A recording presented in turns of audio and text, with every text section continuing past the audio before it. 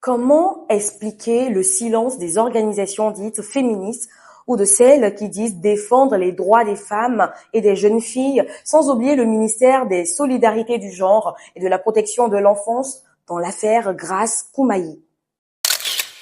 Depuis plusieurs semaines, l'indignation sur les réseaux sociaux n'a cessé de croître, contrastant avec le mutisme des instances judiciaires jusqu'à la récente sortie de la gendarmerie nationale. Tout remonte aux arrestations du 6 juin 2025 lors d'une manifestation qualifiée d'illégale par les autorités. Ce jour-là, 31 personnes ont été interpellées, dont 9 femmes parmi lesquelles se trouvait Grace Koumaï. Après sa libération, elle affirme avoir été victime de violences comme la plupart des personnes arrêtées et dénonce en plus des actes de viol. Si le silence du gouvernement sur une affaire aussi sensible n'est pas vraiment très étonnant, ce qui intrigue, c'est le mutisme des organisations qui prétendent défendre les droits des femmes et des jeunes filles. Plan international, UNFPA, CARE, GF2D, ULDAF et bien d'autres. Certes, le contexte sociopolitique est délicat et le travail sur le terrain peut être compliqué.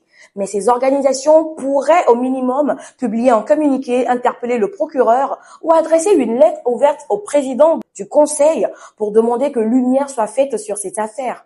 Bref, une action aussi symbolique soit-elle ne va quand même pas les compromettre, mais au contraire, cela renforcerait la lutte noble qu'elles mènent sur le terrain.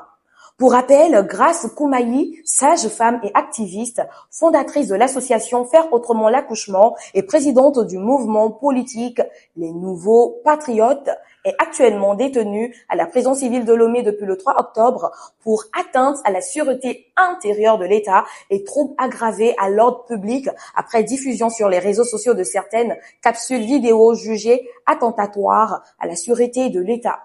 Cette affaire met en lumière non seulement la répression des voix critiques, l'autocensure, mais aussi le rôle attendu et non tenu des acteurs de la protection des droits des femmes face à de graves allégations criminelles comme celle du viol.